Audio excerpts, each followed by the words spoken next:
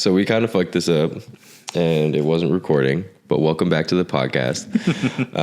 We already got the first kind of 15 minutes in, but it was a little... It's all right. You didn't need it. Technical difficulties. You didn't need it. Yeah, we're going to fast forward to shit. But basically at this point, I'm sitting here with my friend Dale. Dale 2, not the first Dale that has already been on the podcast twice. But he's a fitness photographer from Vallejo, California, 707 or whatever.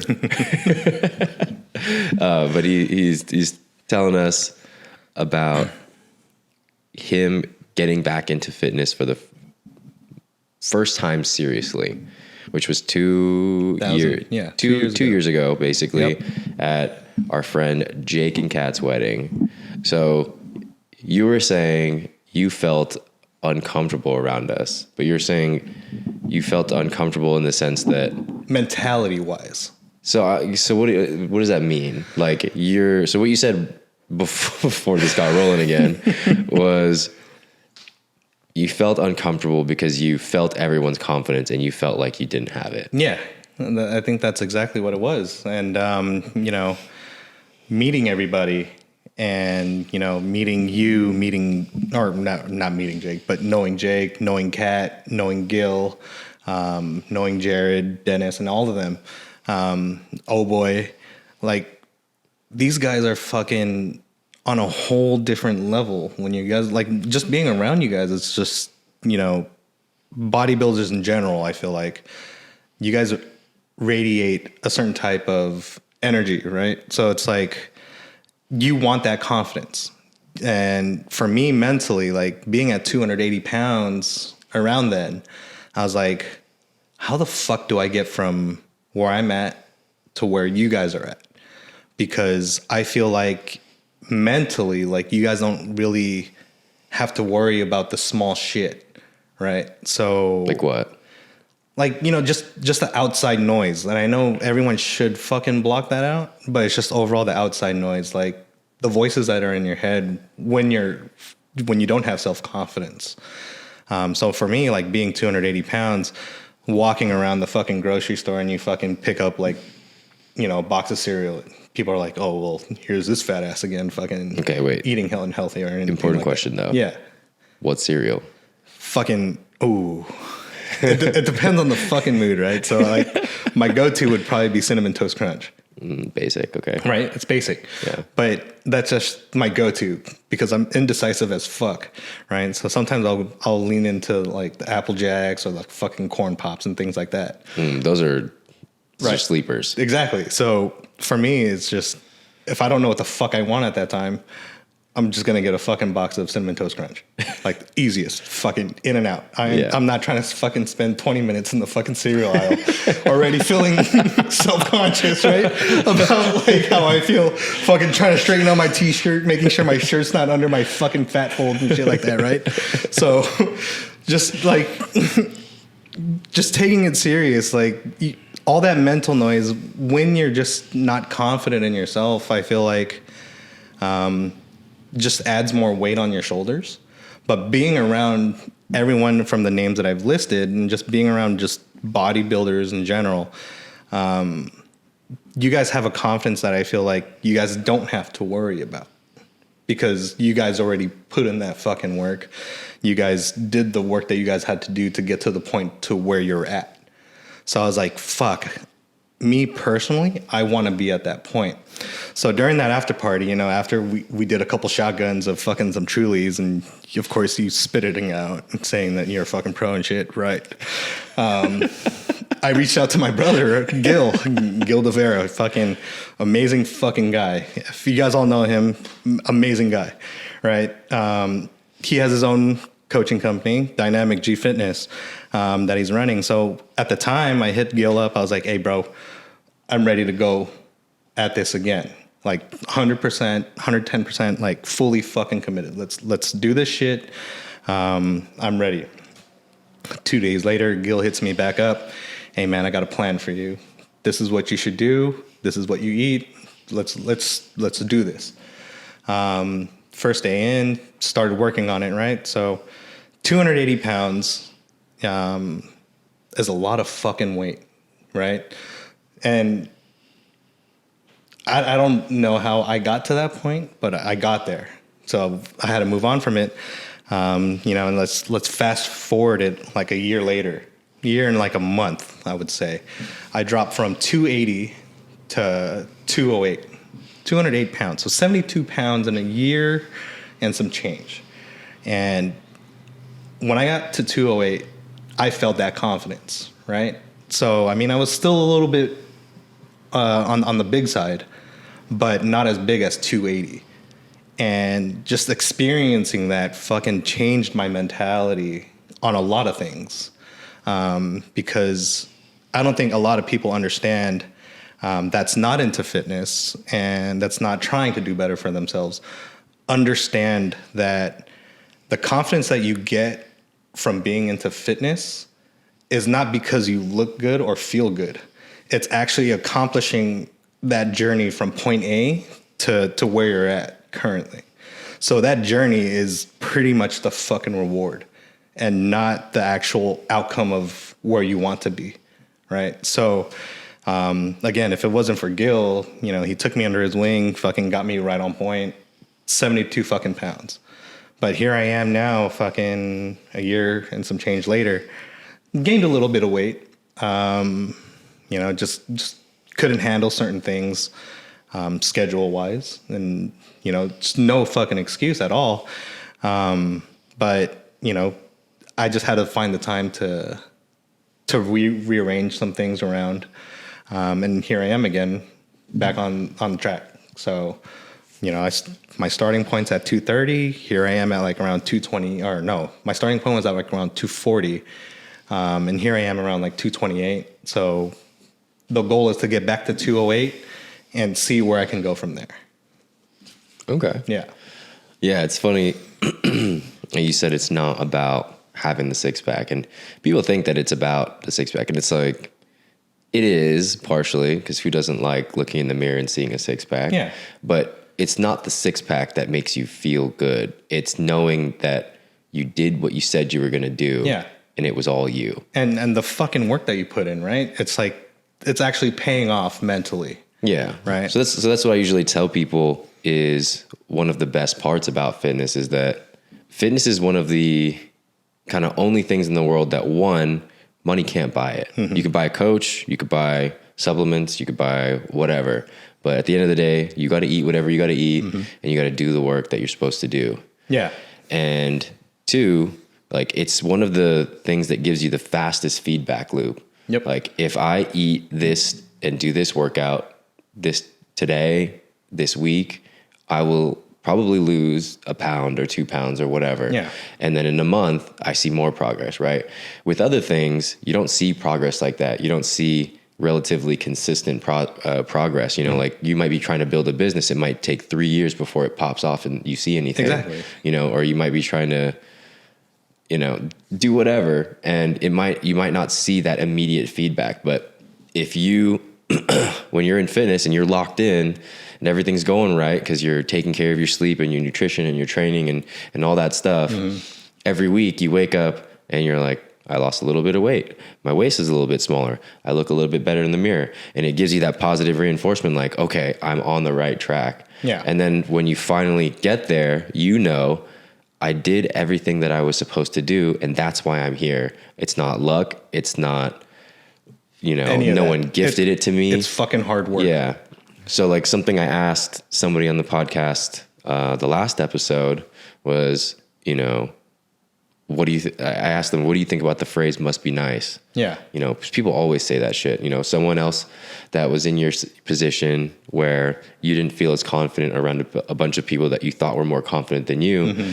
A lot of people try to discredit them, and they're like, must be nice. Must be nice to have those genetics. Must be nice to have always been in shape, Well, so with that, I got that phrase, right? So when I got into fitness and all that shit, and people are like, oh, must be nice to have all this fucking time to go to the gym, or it must be nice to, fucking meal prep and have free time to do all this meal prepping. But you know what? It's not fucking nice, right? I work 8 to 12 hours a day sometimes, and I'm like, this is not fucking nice. And then after that, it's like you got to meal prep, and that takes about fucking a couple hours, depending on what you're cooking, right? Yeah. But I have my lazy routes, on meal prepping, but it still gets the shit done. But for people to say must be nice to have time to go to the gym, no, it's not fucking nice, right? I have time to go to the gym because I make the fucking time to go to the gym. It must be nice to fucking say it must be nice to go to the gym, right? But no, it's like get off your fucking ass and fucking go do the work, right? It's not fucking nice. The journey is not meant to be fucking easy. Everything is by also, I don't want you guys to think I'm a fucking motivational speaker, by the way, or anything like that. I'm just giving you my journey into this shit, right? So it's not fucking nice, right? Just putting in the fucking hard work, and that's what it is. And the thing that I got from Gil and Dynamic G Fitness is that he will preach 3 fucking words, right? And that's ain't no stopping. And I took that and I'm like, dude, there really is no stopping, right? So when people outside that don't do fitness and don't understand like the process of how everything is, they're like, oh, I can probably do this in a week or whatever. No, it's not going to fucking take a week. You're not going to see jack shit for results in a week, right? It's going to take some time. Okay, yeah, for 1 week you might see, okay, I lost like 2 pounds, right? And some weeks you're like, oh, fuck, I gained like 1 pound. But you can't stop. You have to keep that momentum going, because if it does slow down, which I've experienced, it's slowed down, you're just going to completely fucking fail. And I think that as long as you keep it going, you just keep it going, it does get easier, because now you're into having the mentality of being in a routine. And I think that's what people think that is like the hardest part, is getting into the routine. But once you get into it, it does get easier. But it does change, right? But it does get easier because now you know what time to wake up. You know what time to eat. You know what time to go to the gym. You know what you need to do in the gym, right? You're not just going to the gym to fuck around with some like bullshit, like talking around like, oh yeah, let me fucking text message some people. Okay, that's one fucking set. Nah, get the fuck out of your mind. That doesn't work like that, right? So that's how I feel. Yeah. So basically, it's not nice, according to Dale. No, it's not. It's not. It's not meant to be nice. No, yeah. I mean, it's all about making the time, right? Like you have the time for the things that are important to you, and blah blah blah. What everybody always says. It's just at the end of the day, you have to make a choice on what you think is important to you and what matters to you. A lot of people sit there and like, I don't have the time. It's like, well, you do a bunch of other stuff, right? You're consistent with a bunch of other stuff, just be consistent at this, right? And it's like, most people think that it's supposed to be easy and it's sunshine and rainbows, because you see people that, it is easier for some people that enjoy fitness, but you never enjoy anything that you're terrible at. Exactly. You know what I mean? Like, name anything that you ever started and you're like, I'm fucking amazing from day one, right? Yeah. The first time you pick up a camera, you're like, what the fuck is 1/50? Exactly. 1 fucking over overwhelming 250, with a lot of information. Right? All that stuff, right? And then all of a sudden you get it and you don't even think about it now. Yeah. You set up the camera and you do it, right? Yeah. You can, what focal lengths are and f-stop and blah, ISO blah, blah. and all that shit, yeah. Yeah. But the first time you were like, dude, how do I set up this camera? Like, how do I do it? I don't even know. Like, am I even in the right setting? Is it manual, aperture priority? Yeah. Like, what am I supposed to do? But that's the hard part. And I don't know if you heard of my story the other day. It's just, there's this like essay book. There's like this book is like 101 essays that will change your life or something like that. Don't quote me on the title, but that's what I think the book said. Right. And it was just like, it's not always good to go with your gut feeling, because a lot of time the gut feeling will tell you something is bad, but bad doesn't always mean wrong. Bad can just mean that you're scared. And a lot of time you'll be scared of something because it means something to you, and because you're afraid of not being able to do what you want. But that just means that you have intention and it's something that you truly want and are invested in. Yeah. But your bad feeling tries to take you away from your gut feeling tries to stop you from going there because it doesn't want you to be vulnerable, because it doesn't want you to say, I really want this. And if I try and I don't get it, then, I don't know what'll happen, or I'm a bad person, or I'm not worthy of this. Right. So you try to save yourself from the pain. But a lot of times that gut feeling of like, oh man, I don't know, means I really want this. Yeah. And if you really want it, anybody can do it. There's nothing special about, anybody that does fitness or anything. Well, so talking about like gut feelings and shit like that, I think what deters people away from getting to the goal that they want, and especially jumping into something new, is the reason why they don't jump into it right away is that they get overwhelmed with a lot of information, right? So me personally, when I got into fitness and I got my plan and looking at everything, and I'm like, all right, Mondays is fucking chest and biceps and shit like that. And you start looking at the workouts that you do and you're like, fuck, this is a lot of fucking work. But I think what a lot of people should do, based on how I did it, was you have to break it into steps. And you can't think beyond the things you cannot control.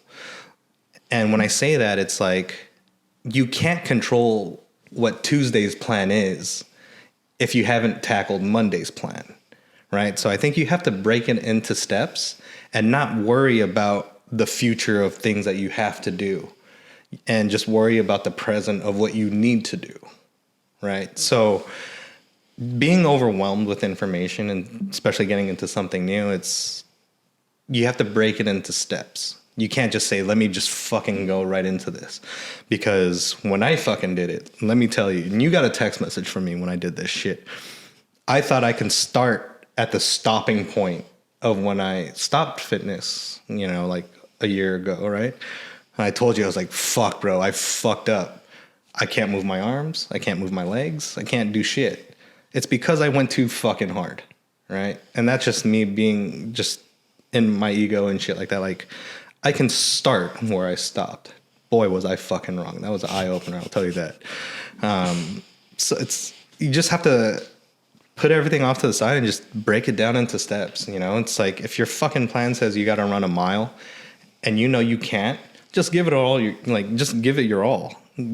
If you can only do a half a mile, do fucking half a mile and worry about it later, as long as you're progressing on a daily basis. Yeah. Yeah.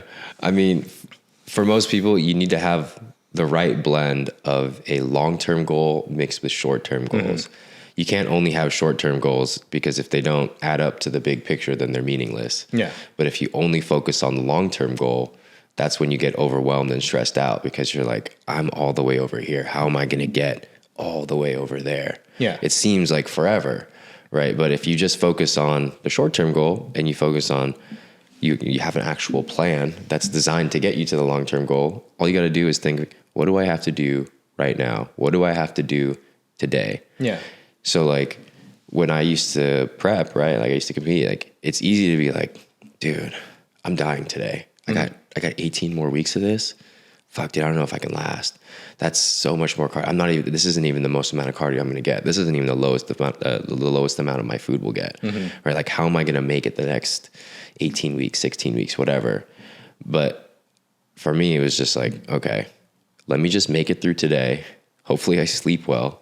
And when I wake up, I won't be such a bitch. Yeah. Right. Like, I'll be better. Maybe I'm just cranky today. Maybe I'm just tired, but if I can make it through today, we'll see what happens tomorrow. Yeah. I don't need to worry about tomorrow right now. I just got to worry about when I got to eat my next meal and making sure I eat it. And that's all I eat. Yeah. Right. And when you do that, the more times you say, what do I need to do right now? And you do it, you're like, okay, every time I got to worry about what I'm doing, I always do it. Yeah. So I know that I'm going to do it. And that's what builds the confidence up, not looking at the big picture and being, having this overinflated ego, like, I could do anything. I could make it there. Yeah. You get that self-belief by proving it to yourself through the small actions, right? Like let me just make it through 5 more minutes of cardio. Yep. And then you make it through 5 and you're like, all right, I got 30 minutes left. So that's 6 divided by 5. Yeah. Or like you start breaking it down to like, how many more songs can I fucking listen to get my cardio fucking done? Exactly. Right? Yeah. But those are the things, right? Like every time you give yourself a small goal,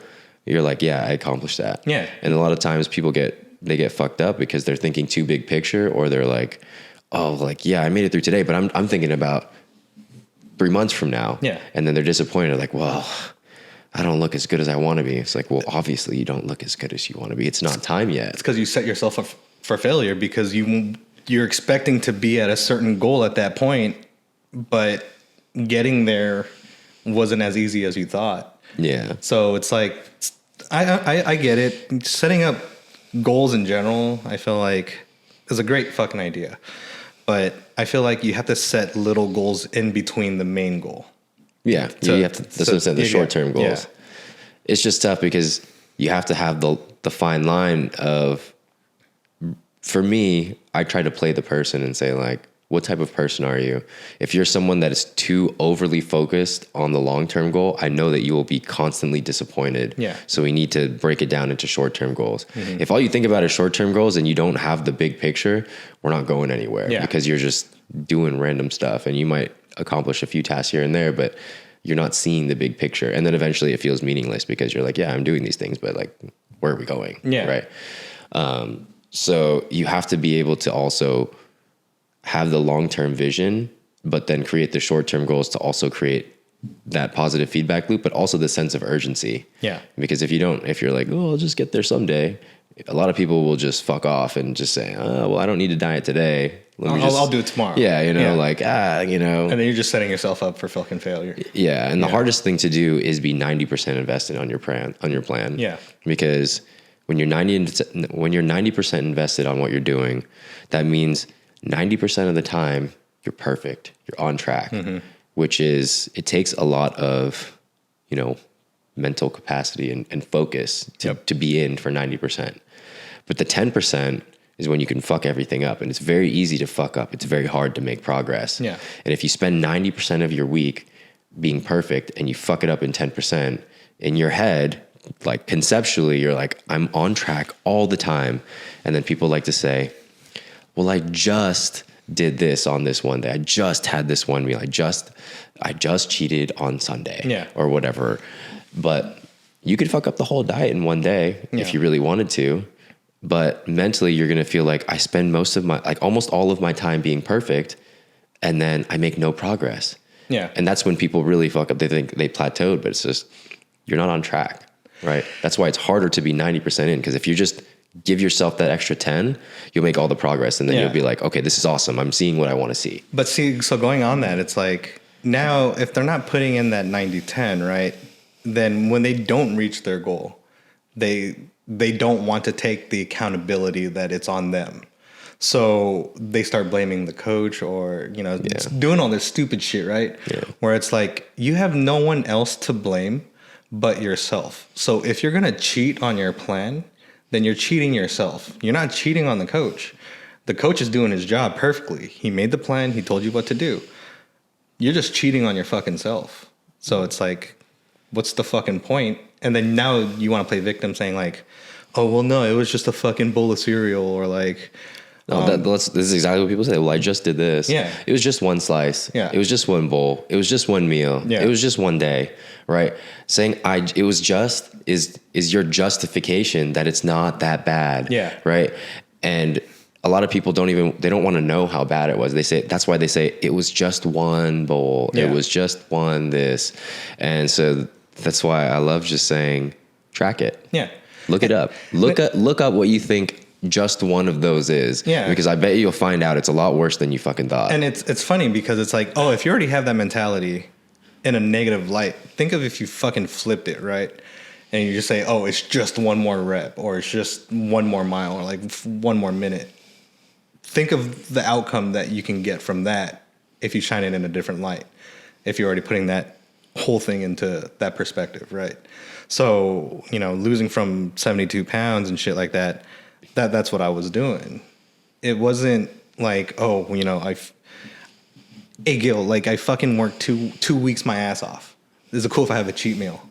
No, I'm not going to fucking hit him up for a cheat meal. I'll wait for him to tell me that when I'll get a cheat meal. Yeah, you wouldn't even go eat sushi with us. Yeah, fuck. Here we're going to bring this shit up again, huh? Like, yeah.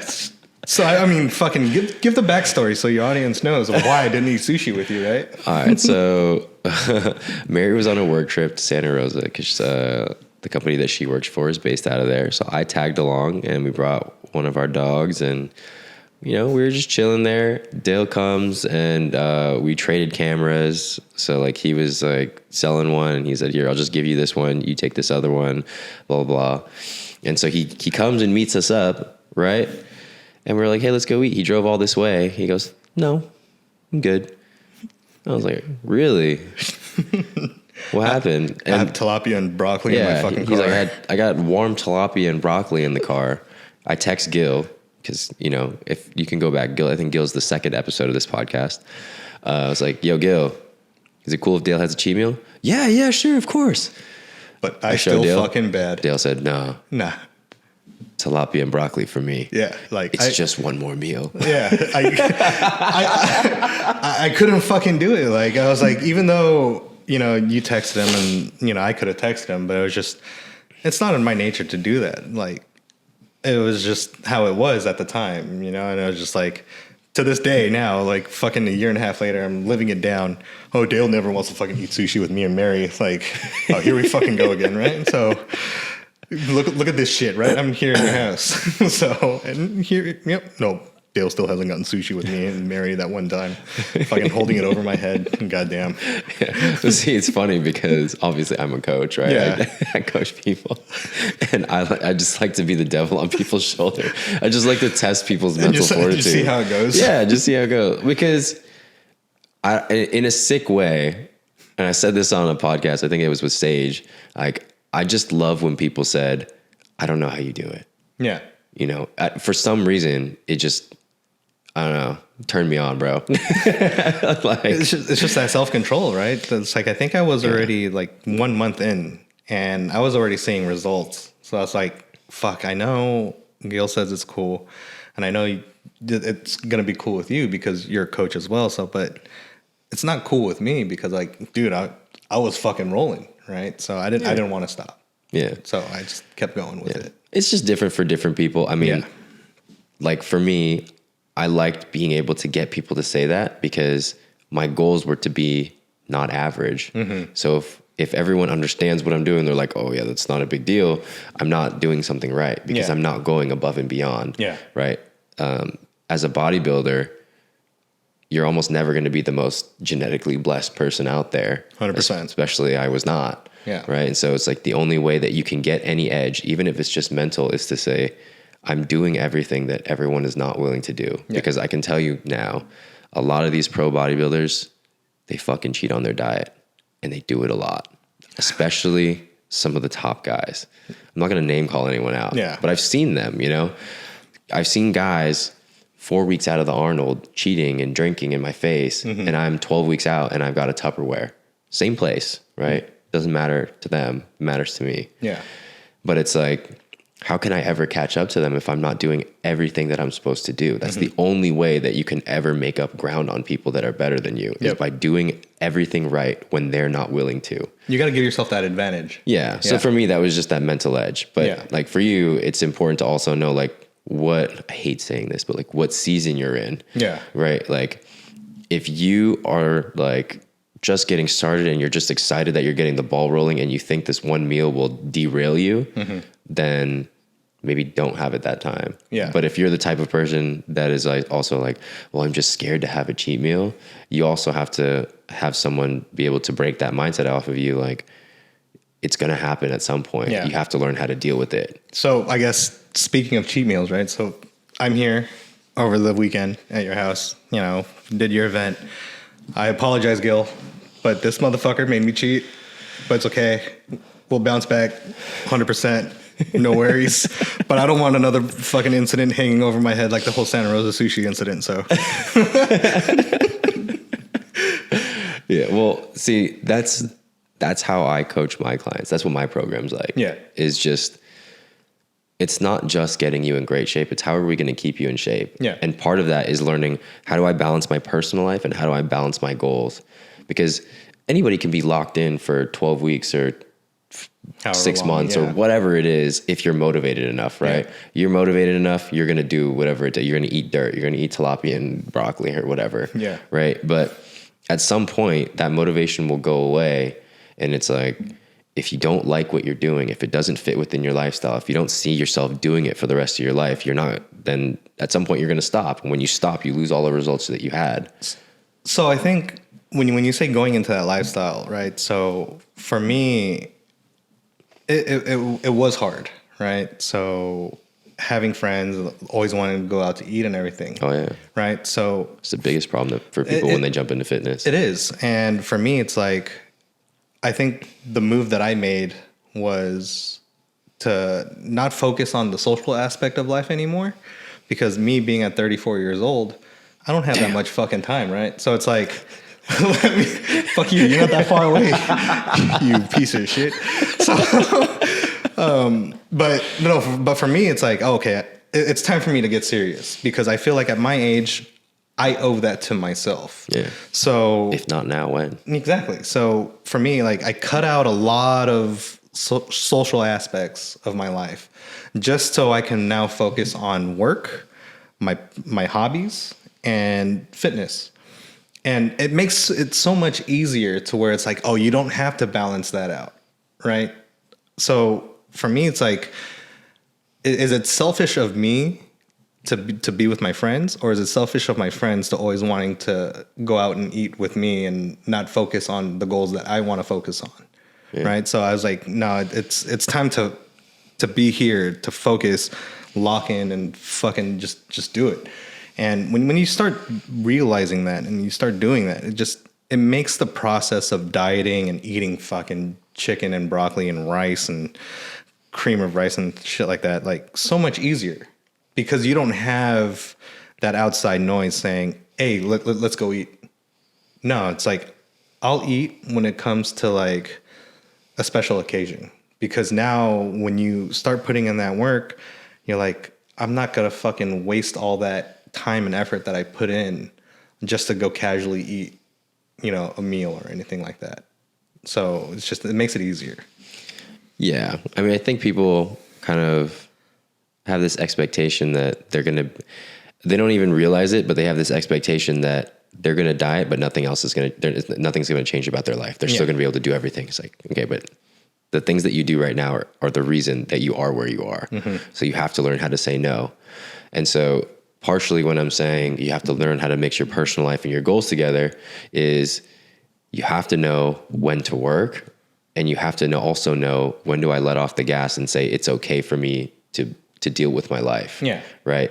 So there's usually people that are too lax, and they're like, well, the boys asked me if I can go out for some pizza and a beer this weekend. Is it cool if I have a cheat meal? Yeah. It's like, no. Like, how often do you do that? Every weekend? No. Yeah. You can't do that every weekend. Yeah. Like, this is not going to happen. Right. Exactly. Like you have a hard enough time following the diet with this much food. Yeah. Like, you can't just go off cheating and, fuck it all up. Mm-hmm. And then there's the flip side where there people are like, well, I will never take a cheat meal. I never want to go off my diet. I'm too scared to go off my diet because I'm scared of what's going to happen. And on that front, it's like, it's good in the short term. The long term, you're going to break. And when you break, it's bad. Yeah. Because then you binge and you go off the walls. Yeah. So like another thing too, it's like when you're hanging out, with friends or shit like that, another thing that I find so fucking toxic too is like looking at TikTok and fucking Instagram, right? And you're scrolling through videos and it's like, oh, don't fucking eat this. This is bad for you. Or don't fucking do this. Fucking hate those videos. Oh, if you're at the fucking gym, don't fucking do it this way. Do it this way. Right? So now you have this fucking platform of people just talking out of their ass, with no accolades or anything like that to support them. And you're like, they use that against, me, for example, whereas I have a fucking professional coach guiding me through these steps. So they're trying to use that as leverage. So like, hey, yeah, no, listen to this shit. Go fucking spoil yourself. No, it's not going to fucking work out. And I think like social media is just horrible itself. Like I saw a video the other day. Oh, don't fucking eat gluten, or don't fucking eat rice, or don't fucking eat beef, or don't eat veggies. Just eat all meat, right? And then you got these guys making fucking bullshit videos like putting fucking air in a pan. Like what else are you supposed to fucking eat if you're going to follow, TikTok coaches or Instagram coaches? I truly believe that if you want to get serious into fitness, your best investment is to getting a coach. And for me, I believe like some of the greatest coaches that I know personally that'll take care of people. We got Lionhearted, you got Dynamic G Fitness, Team Form Fit. So with like Gil, Ash, AJ, and there's other coaches out there that actually care for your nutrition and just not saying bullshit like, oh yeah, no, fucking take supplements and all this shit. Like, no, they care about your health to where they'll start you off slow and kind of work you into everything. They're not going to just bombard you with fucking information and shit like that. So I think the best investment, 100%, get a fucking coach. Yeah. Because they'll get you right on fucking track. Yeah. So 2 points. One, getting a coach is extremely helpful. And I don't say that because I'm a coach, but it's just like he was saying, there's so much shit out there. And if anybody has ever tried to Google, how do I lose fat? You get 5,000 different things telling you different things to do, right? And it gets more confusing. You try this one day and then something else seems super right. And then you try this and you're like, wait, no, that one makes sense. And you try something else. And then you find out that you've been doing something different every 3 days and nothing works. And you're like, well, fuck, maybe it's me. Maybe it's my hormones this time, right? And sometimes it is, but very rare for the average person. But you just get more confused. And some people are like, well, why would I pay someone when all the information's out there? It's like, yeah, there is that, like the right information is out there, but there's also a lot of wrong information. So it's up to you. Like, are you smart enough and experienced enough to be able to figure out what's the right information and what's the wrong information?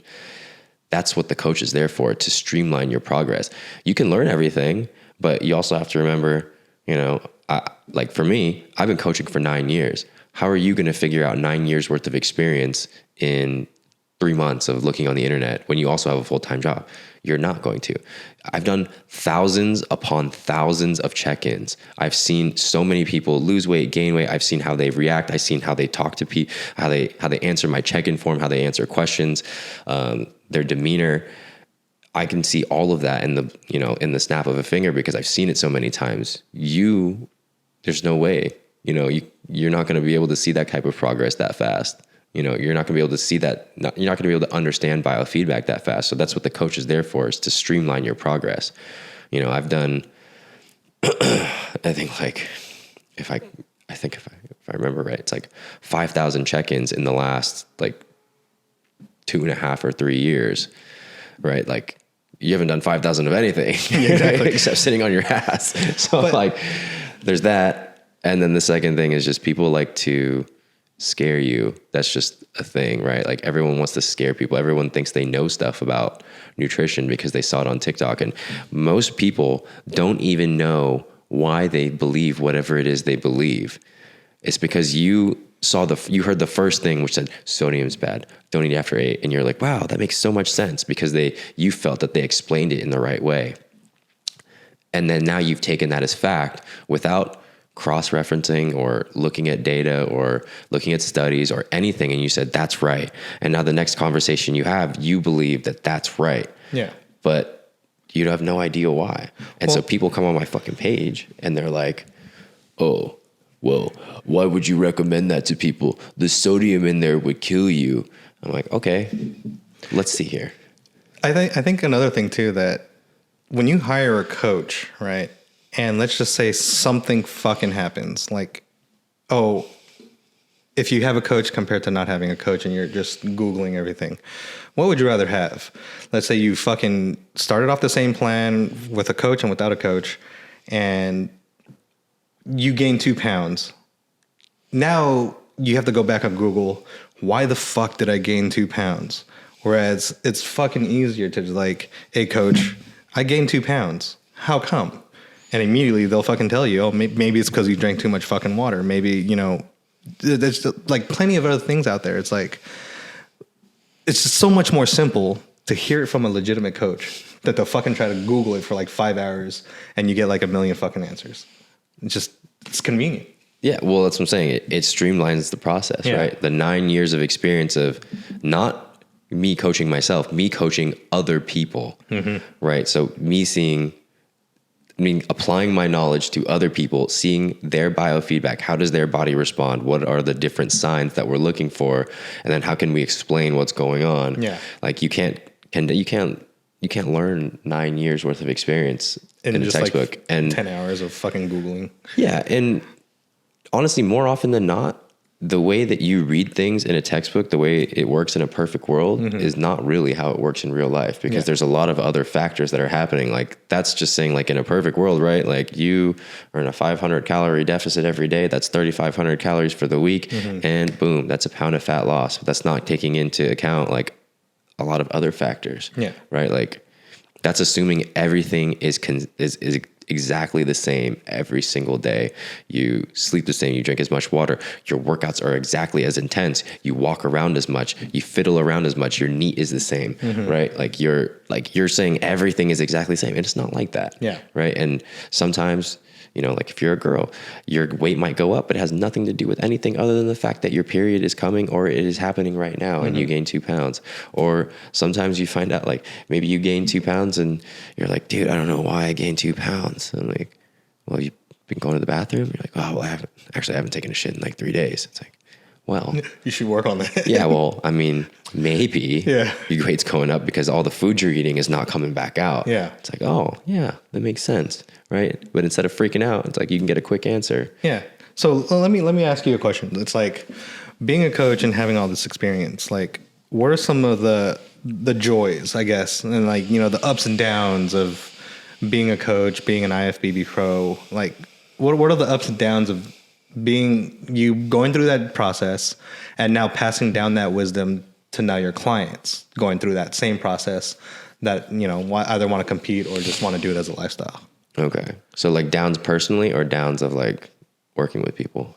Let's just say down with working with people, because that's what you're doing now as a coach. So you mean like as a coach? Yeah. Okay. So this is probably not the answer you thought, but as a coach, I think a down or something that I'm critical of myself now is something that, I mean, it happens to a lot of people that are active bodybuilders, is that you are a little bit more mean. And sometimes people need that. Yeah. But at the same time, there's like this kind of level of expectation of others. And it's different for everyone, because you have to know your demographic, like who you're working with. But if you're working with like a normal person, you know, a lot of times it's hard for an active bodybuilder to be more sympathetic around normal people. Yeah. In the sense that they're like, dude, it's really hard for me to meal prep. And an active bodybuilder would be like, bitch, I meal prep fucking every single day. I do this all day long. You know, people are like, I eat way less than you. I'm doing more cardio than you. You know, like it's not that hard to do 20 minutes of cardio. It's not that hard to do this, right? Yeah. And so you just, you know, you're comparing them to you. And I didn't necessarily compare them to me, but I was also a little bit more stern, right? Like not, you know, maybe not as forgiving. Yeah. I wasn't like an asshole. Maybe like once or twice. Well, I mean, sometimes you have to be an asshole. You know? But, you know, I would say like that was like a down. You know, I'm much more chill. Like that's my normal vibe. You know, I'm pretty chill. I joke around a lot. Like, you very rarely see me be ultra serious. I can turn it on when I want to, but for the most part, I just don't want to, right? Like I just don't need to, unless I feel like I need to talk to you in a way where you understand that this is serious. Yeah. So like that was like a down, I guess. And like obviously the obvious down is like, you know, when people don't follow the plan, or like you're more invested into someone progressing than they are. You know, like, you know, I have people that sign up and then I'm trying to text them and be like, yo, how's everything going? I'm like trying to get them to check in and they don't respond to me. I'm like, why'd you sign up?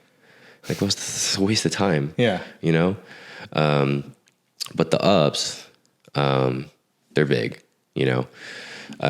So when I first started getting into fitness, it was 12, 13 years ago. Okay. Right. I was in college. I was playing rugby. I thought that I was going to be in the best shape of my life. You know, I was playing D1 sports. We were the number one team in the country. I was like, how can this get better? I live on my own now. And I started just eating like trash because that's just what I was used to. You know, when I was at home, I ate trash, but also I ate whatever they made because I wasn't making the food. Yeah. Right. But now I live in college. I'm doing whatever I want. I mean, I'm ordering Chinese food. I'm eating pizza. I was eating a pint of Ben and Jerry's every other day. Yeah. Just crazy talk. Right. And I gained like 50 pounds at some point while I was in college, which is not great if you're there to play sports. Yeah. I can tell you I was not as athletic with 50 extra pounds on. Right. And that's when I decided, like, look, man, I don't like what I see in the mirror. Yeah. You know, in the locker room, you look around, everyone looks good, and you're just like, my stomach's like fat, you know? I feel my stomach like hanging over. I feel that when your boxers roll over in the back. I fucking had that shit, yeah. Yeah, like you won't know that unless you're fat. Yeah. Right? Like when your love handles roll the elastic on your boxers over. Pants, yeah. Yeah, and you're just like, wow, dude, I'm fucking fat. And then they leave like a mark. Like the elastic imprint on your fucking love handles. It's like what I was saying. It's like sometimes you have to fucking keep pulling your exactly shirt. that too. And like it's branding you like fat ass. Yeah. Right. And so same thing, you know. So back in 2011, 2012, that's when like tighter shirts were being cool. And so you get tighter shirts, and all of a sudden you feel it like it's like on top of your stomach, and it's like kind of coming into the crease between the bottom of your stomach and your fucking waist, right? And you just have to pull it, you know, you pull it away from your chest so that you don't feel like as restricted. And you're just waiting for that insult to come, like, how many fucking months pregnant are you? Yeah. Right. So it was like that, man. And I was like, I'm supposed to be in the prime of my life, and I'm not. Yeah. And, you know, I tried really hard to do it on my own, and I just couldn't get it, right? Like I spent hours and hours every single day, every single week. I wasn't paying attention in school. I was just on YouTube, like trying to learn about keto and intermittent fasting and eating clean and snacking on apples and peanut butter and, you know, whatever. Yeah. Right. And for 2 years, I tried to do it on my own because I was like, I could do this. I could do this on my own. Like, I'm smart enough. I'm going to go to fucking Berkeley. You know? Right? And I thought I could do it on my own, and I just didn't. You know, 2 years later, I was like, all right, well, obviously I'm retarded. I can't figure it out. And that's when I hired my first coach, right? And so you go from that, which is very relatable to what you were saying earlier, right? Like your confidence is shot, man. Like you can see other people, you can tell that they just don't even think about that. Yeah. They don't think about the fact that their fucking pants are tight. Yeah. And the fact that their shirts are getting a little bit tight. Like it's cool around the arms, but like if you don't suck your gut in a little bit, you can feel it pushing against your shirt. Yeah. But it's like when you see them in like fucking tight ass pants, you're not gonna be like, oh man, look at that shit. Yeah. No, you're like, what the fuck? Look at his it's like it's quads. supposed to be tight, not like it's tight because I'm fat today. Exactly. Yeah. Right. So like, you know, that's where I was, right? You know, and it's low, right? You think like, I don't know about you, but I always had expectations like I was going to be in great shape. I was going to be a badass. You know, I was going to be awesome. I was going to do great things, right? And then here I was like, I'm fucking fat, right? Yeah. I'm supposed to be in the prime of my life, or what I thought was supposed to be the prime of my life, right? So I hired my coach. I lost 60 pounds to get on stage. And then basically what I tell people is there's just this one day that you wake up, like probably the single most transformative day of my life was the day that I woke up and I finally look in the mirror and I said, oh shit, you look pretty good. Yeah. Right. And it's different than when other people are like, hey, you look good. You look better. You look like you lost some weight. Yeah. It's like, yeah. Because you always have in the back of your head where you're like, yeah, I do look better, but I'm not there yet. I'm not there yet. Yeah. I'm not there yet. You know, you always have in the back of your head, like, but there's still more. It's not where I want to be. And you'll almost always say that. But especially the first time that you get in shape, there's a day where you look in the mirror and you have a six pack. You actually look great. Yeah. And you think, wow, I look great. And it's different when it comes from you, when you're the one that says, giving that I look good, yeah. right? And so when I had that moment, that's when I was like, dude, this is fucking amazing, right? Like I was like, I did it. I did this shit. I accomplished something that I always said I was going to do. I always said I was going to have a six pack. I always said I was going to be ripped. I never did it until today. I finally did it. And when I had that, I was like, this is fucking awesome, dude. Like, this is the only thing that I think about. This is the only thing that I do. I should help people do this and be able to feel this too. Yeah. Have this oh shit moment. Yeah. And from then on, that was when I was like, I'm going to be a coach. That's what I wanted to do. And, you know, there's ups and downs, you know, became a bodybuilder, whatever. But when I'm coaching people, circling all the way back to the original question, right? Like when I'm coaching people, I talk to you, they're timid, they're shy, they're unsure of themselves. They, you know, they're like, oh yeah, like, I look okay. Like, I don't know if I can do this. I really want to do it though. Yeah. And I'm like, I know exactly what that feels like. Yeah. And as they're going, you know, they're like, dude, I lost 2 pounds this week. I'm like, hell yeah, fuck yeah, let's go. Yeah. You know, they're like, my waist is going down. Dude, I lost 4 inches on my waist. This is crazy. And right? it just like, keeps going. Yeah. Like I have this woman in Chicago. She's lost like 6 inches on her waist. She's 51. Damn. Yeah. She's incredible. Like she's doing great. Yeah. Right. And she works night shift. Yeah. As a nurse or a nurse practitioner, I forget which one. Yeah. Right. And it's like being able to do that when you hear them in the beginning and they're like shy, timid, slouch, right? Like kind of like you were saying, like, you know, you're like this, right? You want to hide your stomach. Exactly. You know, when you roll your shoulders forward, it puts a little more space between your shirt and your shirt and your gut. But it's like when you do that, it's like you're just fucking covered up because it's like that psychology of you're like making yourself small. Yeah. Yeah. But through time, I can see the way that people write their check-ins, the way they talk to me, they're more excited. They're more excited about their progress. They're more excited about their future. They're more confident. They feel more accomplished. All of that comes because I was able to help them. That's the ups. Yeah. That is the huge up of coaching, is just being able to help people that I know felt or that I know feel the way that I used to feel. Yeah. Like that's the huge up. That never gets old. It is a good fucking feeling. It really is. Just to fucking give yourself that own compliment, like, fuck, man, I look good now. Yeah. Like, even though other people might not say it, but, you know. Fuck them. Yeah, fuck them. You know, pieces of shit, right? You fucking assholes. But it's like, no matter what, you're always going to run into those types of fucking dickheads that are like, nah, you know, you're still fat. Okay, well, I'm still fucking working. What the fuck are you doing? Yeah. Right? Well, it's the people that like to hate on you are the same people, are the same must be nice people. Yeah. They just want to discredit you for doing something that they're not doing. Yeah. Because, and it's the corny saying, but it's like, you'll never get hated by someone who's like above you or whatever. It's always from people that are below.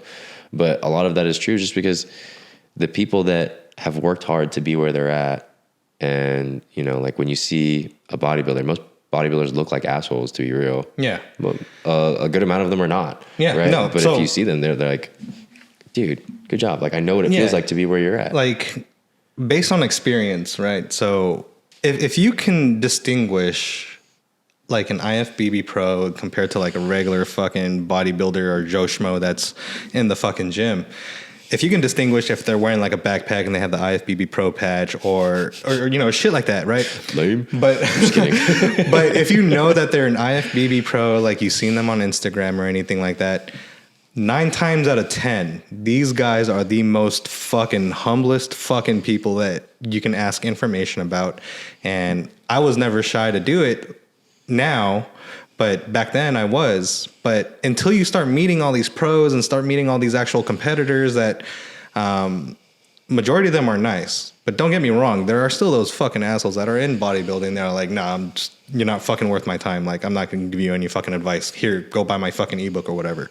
But, you know, but it's like when you meet an IFBB pro, like, you know, when I met Jake and when I met Jared and when I met you guys were the most fucking humblest people. And whenever I had any fucking questions, like, you guys always had my back. And I'm not just saying that from just because you guys are my friends, but, you know, when we were acquaintances, I didn't know you fucking guys at all. And like, but, you know, just asking you simple questions, you guys gave an answer. You know, you guys didn't shut out the fucking guy that wanted to do better for himself. So that's why I appreciate a lot of the fucking IFBB pros out there. Because they have a bad reputation that, oh, these guys are just fucking meatheads or whatever. but in actuality, they are nice. It's the other fuckers that you got to fucking worry about that are just straight dickheads that you don't want to fuck with anyways. Yeah, to be real, it's the broccoli boys that are annoying.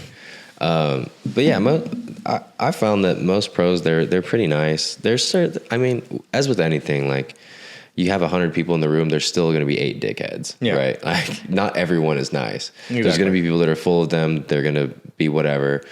But for the most part, everyone is chill, right? Like everyone can respect the hard work that everybody else puts in because we all know how hard it is. And at the end of the day, I always just like to say, like, everybody's a normal person, man. Like, I don't like when people put other people on a pedestal. It's like they're just as normal as you. Like, they just have different problems. Like, maybe they've done a little bit more, but there's nothing special about anybody else that they're doing or can do that you can't do. Yeah. I mean, there might be genetic limitations, right? Yeah. But, you know, for the most part, it's like getting lean as just like a general thing. Like, anybody could do that. Yeah. And for the people that are fucking scared, you shouldn't be. Because it's like, if you run into those fucking people that say, oh no, I'm not going to fucking do it, it's because they're scared of what you can do. Because if you ask them for information like, oh no, I'm not going to fucking do that, it's because technically, if you have that mentality straight and everything, you can technically outshine them. Because they have that fucking dickhead of a mentality. Because they're scared to help somebody be better.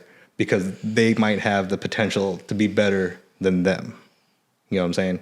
Yeah. So it's like, you just have to think of a different way of going about it and just fucking doing it. But I think it's like when you start talking to these guys, like, yeah, it may be intimidating, but if you get over that hump, these guys are the most fucking nicest, sincere people that you'll ever meet in the industry. Yeah. I mean, it's all my friends, right? Yeah. I actually am not, I guess not that I wouldn't say I'm not friends with people before I was a bodybuilder, but I don't necessarily like talk to them. I'm not close to them at all. You know, we'll exchange words or DMs every once in a while, but all of my friends, everything that I have in my life came from bodybuilding, and they're all nice. I'd like to think they're nice. Yeah. I mean, I will say there's definitely like the asshole or two, or the people that will only give you respect because they think you're worth their time. Yeah. You know, there's not, you know, some of them are not nice to everybody. They're just nice to people that they think that they should respect. Yeah. Which sucks, but like for the most part, everybody's cool, man. Like, yeah, and that's the thing. It's like, it's just like going back to like how I did everything and meeting everybody. It's just that confidence, right? It's like everyone is fucking cool. Yeah, you'll get intimidated at first, but once you start building your own self-confidence, you're like, man, I'm starting to feel more confident in fitting in and just doing better. So it's a great fucking feeling. Yeah. Well, it's funny because there's like stages of people that like get into fitness. The first is like you're nervous, you're scared, and then when you start getting into it and you start seeing some results, especially the first time, you just can't stop talking about it. Yeah. You can't stop talking about how awesome it is and like how you're gonna prep your meals and when you're gonna work out and like how you got a sick ass pump and how you're seeing new veins and normal people are like, bro, shut up. You know, like I don't want to talk about this. Oh, fuck yeah, man. I was excited when I started getting veins. And I was like, fuck it. Yeah. This is insane. It's cool. Yeah. It's like you're like, oh, I'm lean. Yeah. Some people might think it's like, oh man, that's fucking scary. But no, it's like, no, it's like a badge of honor. Yeah. Yeah. Because not a lot of people can have it. You have to work for it. Yeah. You can't buy it. All right. So I wanted to ask you something because we talked about it earlier. But yesterday, you know, I told you I've been listening to, I've been watching clips of podcasts, not like actually watching the whole podcast. But I asked you, what do you rate yourself 1 to 10? Based on like what? Personality or looks? Or all around? Let's just go all around. All around, I'll give myself a 5.5. And I say that fucking confidently. Right? Is that inches or? Centimeters? No. No, so I and cut. No, I'm just kidding. No, we're leaving that in. Pause. Yeah. Fuck it. Whatever. Pause. Yeah, you know. But no, I'll say about like a 5.5. You know, because I think that's like the norm, right? It's in the middle of everything. Okay. So, for all you fucking assholes, like, oh, you know, you should fucking have more self-confidence in yourself. let me explain why like I'll give myself a 5.5. Because the way I feel like for the people that are out there that say that they're like 8, 9s, and 10s, right? If you're an 8, a 9, or a 10, you're telling me that you're absolutely fucking perfect. That you don't need to work on anything at all. Like, you're perfect. That's it, right? I say I'm a 5.5 because right now, let's just say like I'm 228. I can do better the next day, right? So right off the rip, I'm not going to say confidently and shit like that. Like, oh no, I'm a fucking 8, right? When I know I have a lot more fucking work to put in and to do. So as long as I put in the fucking work and I continue, then of course that number is going to go higher. So maybe if you ask me next year or whenever we do another podcast, but like 5.5, that's where I'm at. I'm going to say that confidently because I'm not going to have that mentality of like, I don't need to put in any more work, right? No one can ever be fucking perfect.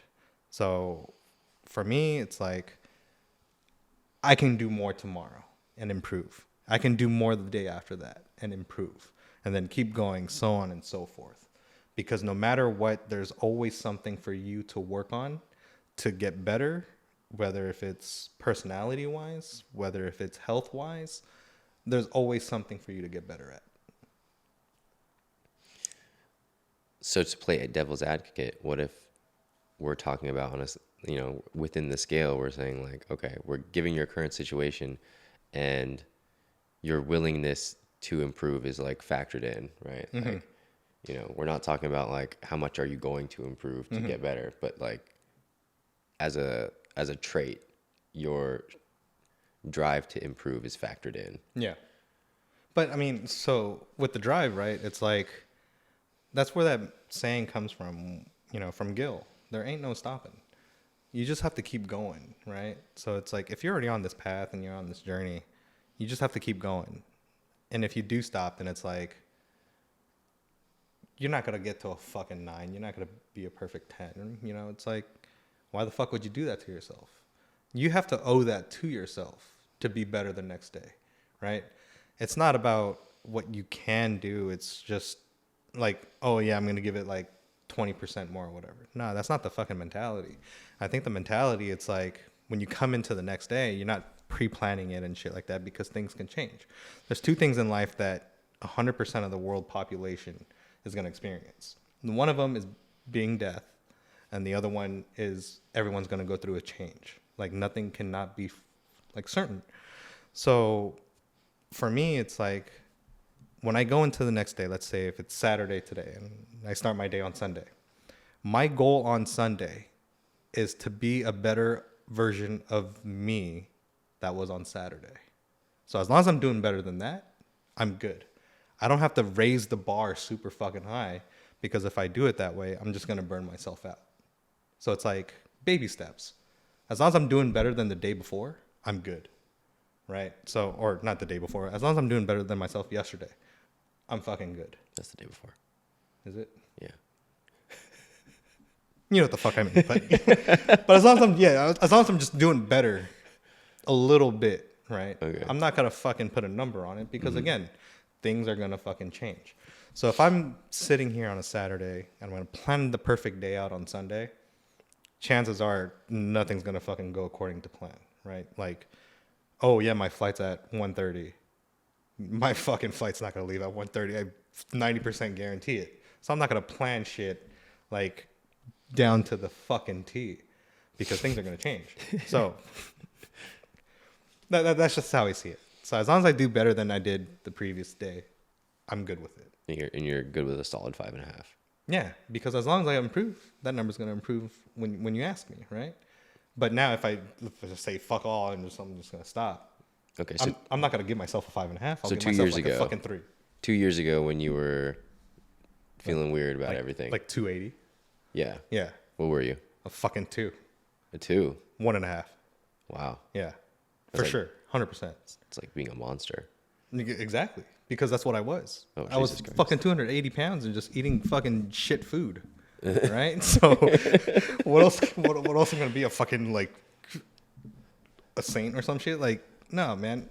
I fucking put myself through that. I owe myself that to do fucking better, right? To go that high in weight is fucking crazy.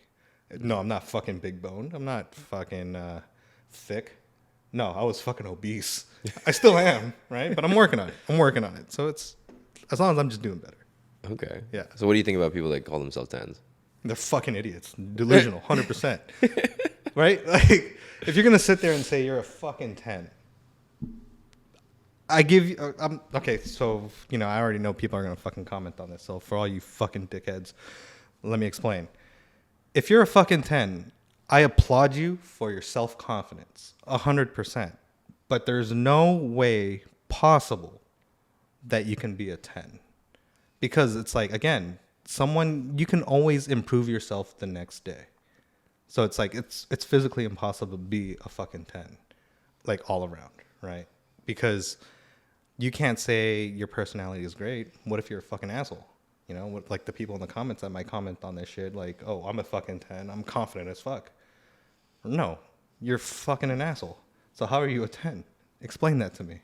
Because you can't. You're just going to back it up and say, no, I'm a fucking 10.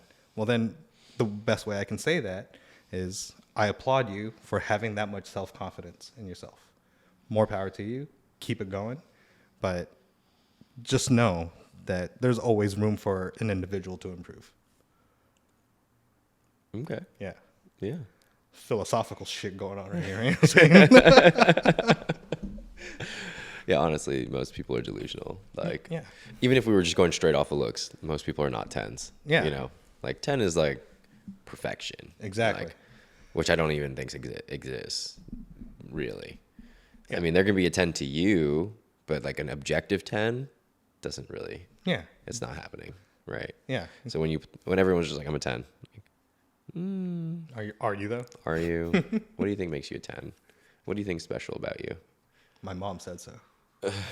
Okay, you're a 10 to her. But yeah, no, it's like, I think it's just everything's in delusion. It's just get your head out your ass and really just humble yourself and just don't be that guy, right? Because if people look up to you, then you're just showing them a route to be an asshole or whatever, not having them face reality the way that it is.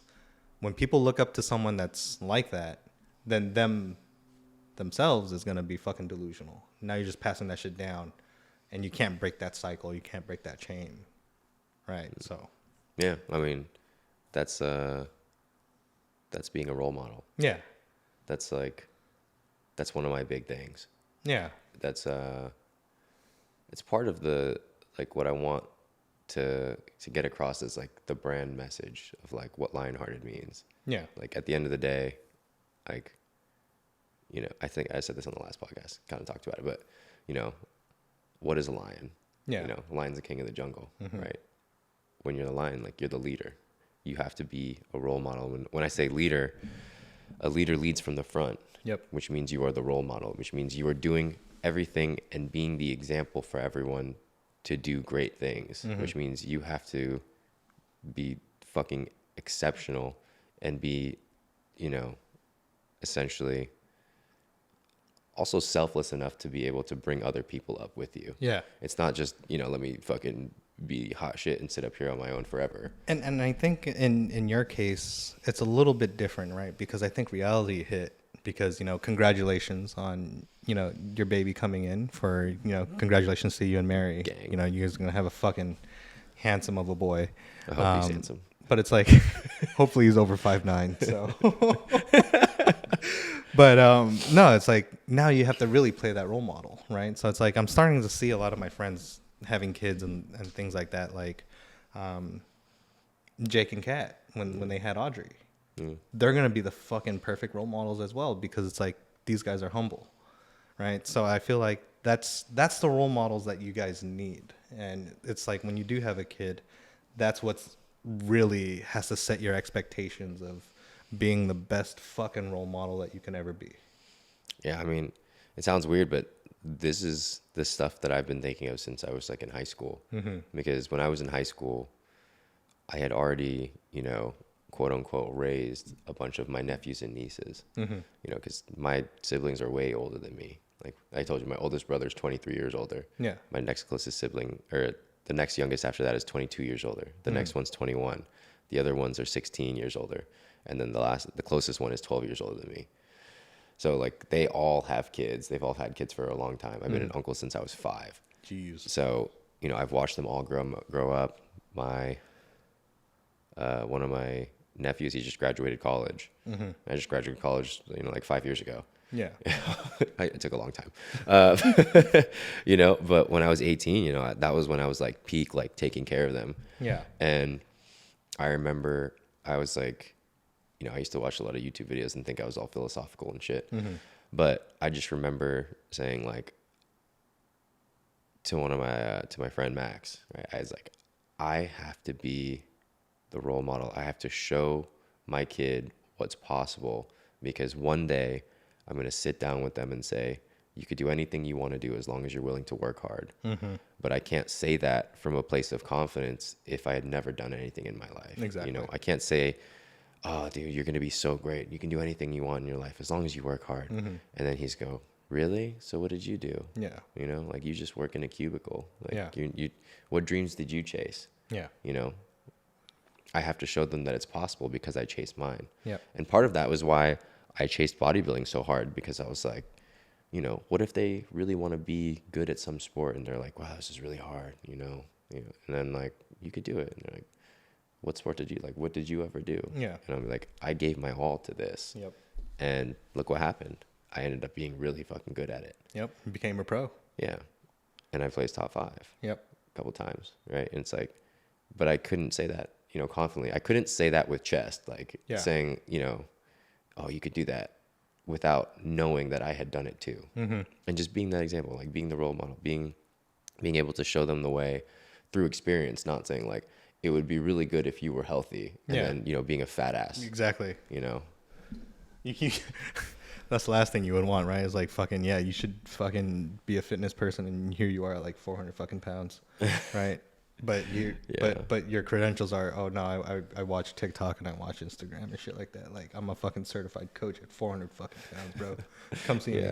Well, even now, man, like, you know, I don't like like I told you earlier, like I don't like talking about bodybuilding anymore. Yeah. Not because I don't like bodybuilding, but because that's not what I don't do that anymore. Yeah. Right. And so I don't want to talk about what I used to be. I have to be always looking forward. So like from a marketing perspective and like getting out there, yeah, I'm sure it would be great if I just always talked about bodybuilding and things that I've done. Yeah. But I want to talk about where I'm going. I want to talk about like the new story and be able to kind of move forward with that. So let's say, staying on the same topic, but instead of, you know, influencing your son, you being a coach, you know, like, and influencing your clients and things like that, you know, and since bodybuilding is a sport, you know, and I see it all the time on Instagram, you know, it's like, oh, well, this person used to be on this team and now they're on this team and all this shit.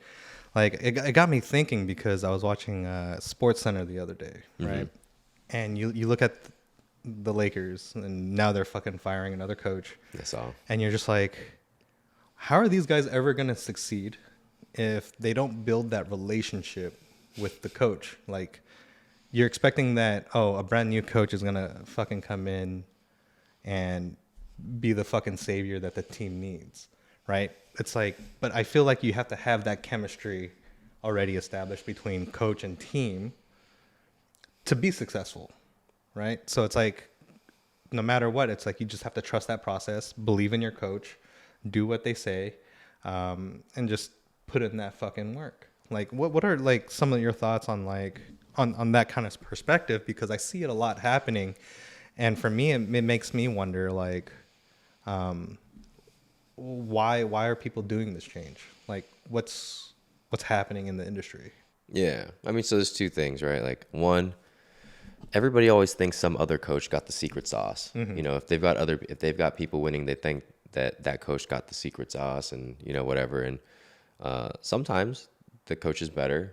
A lot of times they've got their, you know, freak clients. Yeah. That would be good with anybody. Yeah. Right. And then you just see someone that looks great and is blessed or is further along in their journey than you, and you think, oh, they've got what I need because they've got this person. But, they may or may not have built that person to where they are now. Yeah. Right. And then the second thing is just the victim mentality, right? They're like, nobody wants to take accountability for the fact that they didn't do the work, that they didn't do the cardio, they didn't eat the meals, they cheated on their diet. And so they want to say, oh, well, he didn't pick me right. He didn't give me the right plan. Yeah. He doesn't know what he's doing, and they want to pass that blame off to the coach. But it's like, look, man, the way coaching works is we give you something to do. Yeah. You do it. Yep. And then we watch how your body responds, and then we make adjustments to what we're doing if we need to or if we don't, right? But if you don't do what we're telling you to do, you don't know whether our plan works or not because you didn't do it. And people are like, oh, well, it should have worked. I just did this, going back to that. Yeah. That's not how it works, right? Especially in bodybuilding, everything matters. Yeah. Because bodybuilding is more intricate than It's just down to losing a fat. science. Yeah, it matters because you need to know if I give you 120 grams of rice and a fourth of a teaspoon of sea salt and 8 ounces of water, what are you going to look like in 2 hours? Yeah. Because I need to know, because we have to make you look perfect at a specific time, not just walking around. Like, how can we make sure that you're full, you're hard, you're dry, pause. It's like, it's crazy, man. Like, and it's my favorite part of bodybuilding is peaking because it's like playing chess with someone's body. Yeah. It's like, how can I manipulate your body to time it out to where you look the most insane that you will ever look in your life, and you come alive on stage and you get to compete, and it's a short time, right? But it's like, might be 5 minutes on stage, but it makes it intense that you worked, 16, 20 weeks for 5 minutes, and so it's like, how can we make sure that you are there? So mentally, like, let's say that happened to you, right? Because it's like the same thing I guess you can say with like photography and like me being into photography. It's like, oh yeah, well, I used to shoot with so and so all the time, and now I shoot with so and so, and that's all they're shooting with. Like, mentally, how do you get over that? Because that happens to me quite often. When it's coming to finding new like fitness models and things like that, but I still can't find the answer to that. Like, oh, like, well, how do I move on from that? Because I wanted to do better and expand in certain areas, but it's hard to do that. So like, what would you say like would get you over that hump or that mental block, I guess you could say? Yeah, I mean, it's tough, I mean, obviously, like, I had someone just leave the team recently, and we were pretty successful working together, and then now we don't work together, right? We had big plans, and then it just kind of didn't work out, right, for whatever reason. And it's not really, I don't want to get too into their business, right? But I think it's just kind of understanding that it's a business, man. It is business, right? Like, I have a business. Like, I'm here to help people, but it is also my business, right? Like, this is how I feed my family. Yeah. And for someone else, it's like, that's their business too. Like, this is their brand or whatever you want to call it. Okay. At the end of the day, you want to think like they're going to try and do what's best for them, and they might not think it's you. Yeah.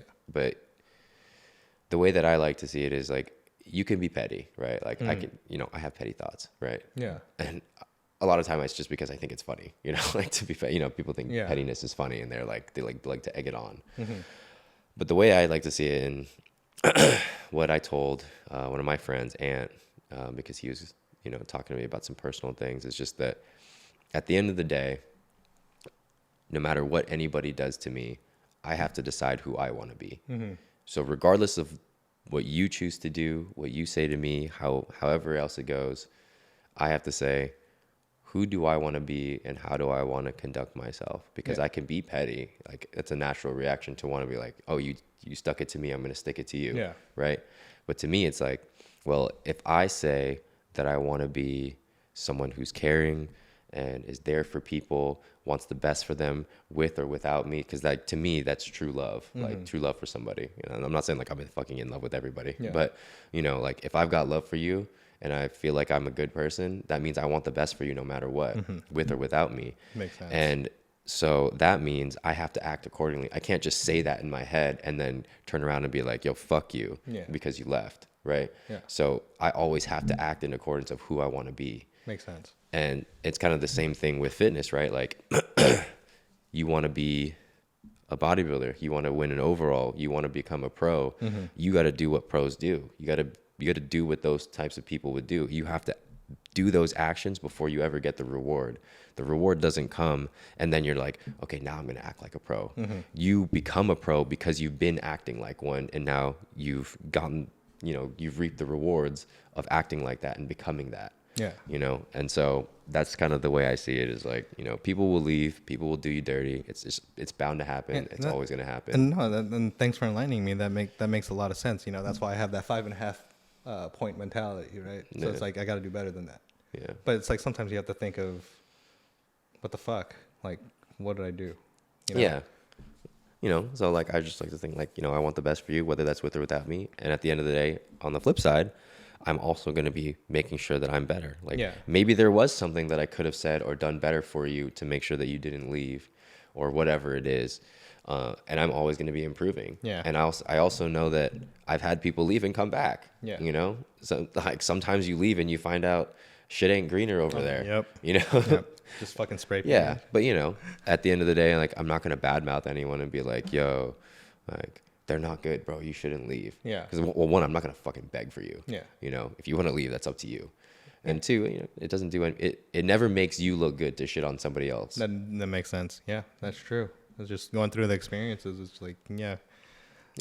I think everyone has to experience a certain thing. And, just for me, going through that, and this is why I kind of like took a step back from photography. It's like, it wasn't there for me mentally. And it's like, but I think that if you're doing things like going on forward and like you're doing things solo now because you're trying to get things straightened out, I think it's important to make sure that you do have a hobby that keeps you in like physical shape.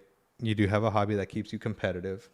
You do have a hobby that makes you express like being artistic. And I think if you have like all these outlets, it just makes you overall a better person and helps you take on this journey solo.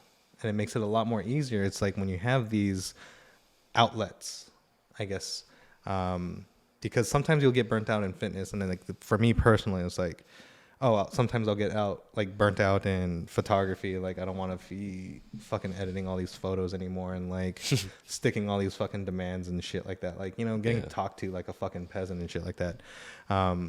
Like, I'll fucking cut off photography and I'll move on to being competitive and going into competitive shooting and everything. And then sometimes I'll get burnt from that.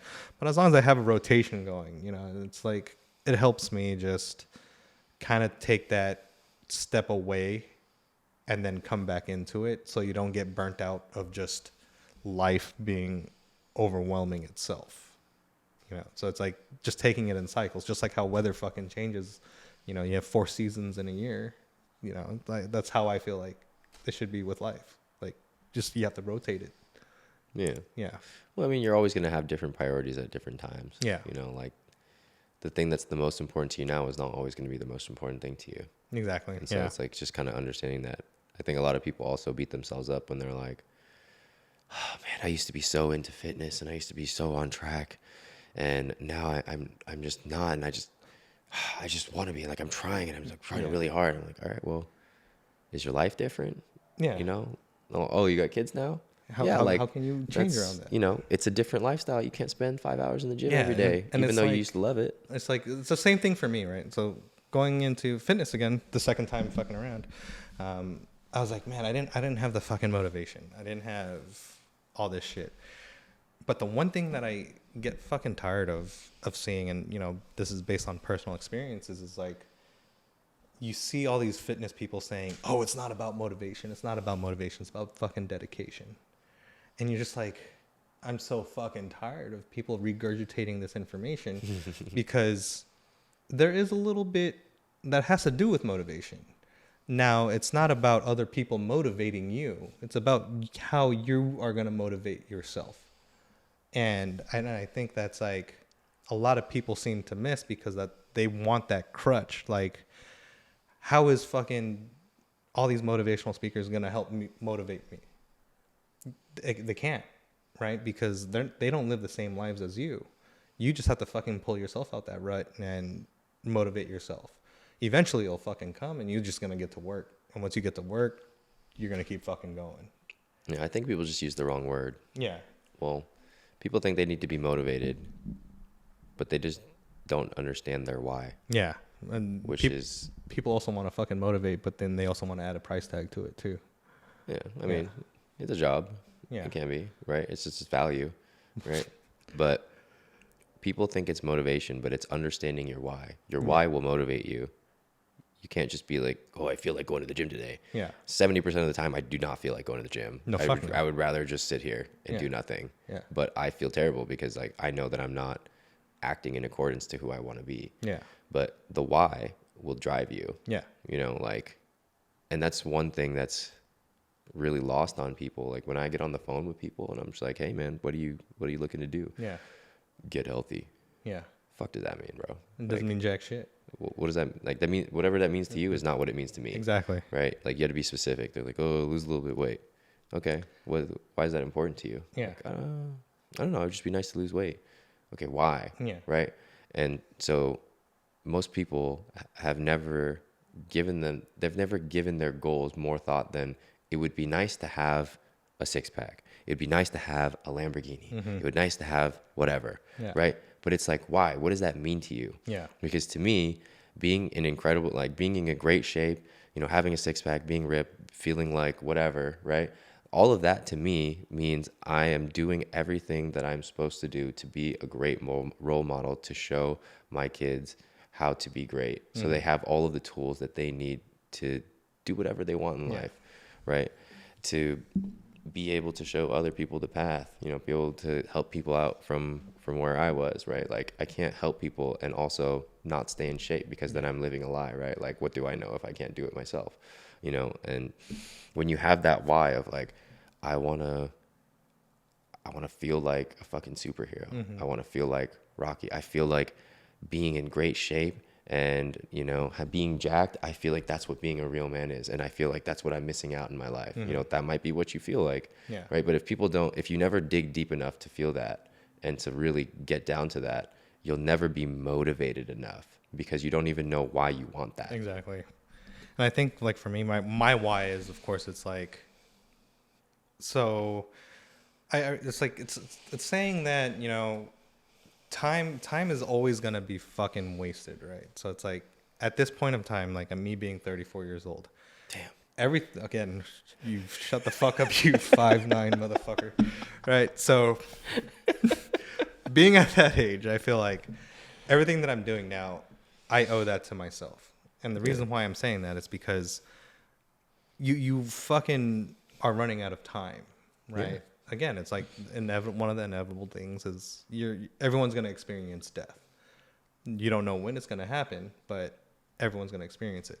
And I think that with time, especially, you know, people are like, well, you know, I don't have the fucking time because I got to make all this money. I get it that you can stress over the money, but the thing is, you can always make more money, but you can never fucking make more time, right? So it's like, that's why you owe it to yourself at this point, because you can't be guaranteed tomorrow. Like, if you were to fucking tell yourself, like, oh, this is my last fucking day here on Earth, are you satisfied? Like, what have you done today to make it worth that I guess it factored, like, oh, okay, I fucking accomplished what I needed to accomplish. Yeah. You know?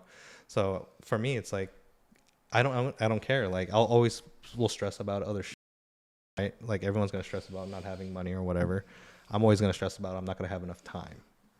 And that's the main thing. So it's like when I work fucking, I used to fucking go to the gym at like 4 a.m., get done at like 7 a.m., go to work from like 8 to 5, and then go home and meal prep a little bit and then go to sleep.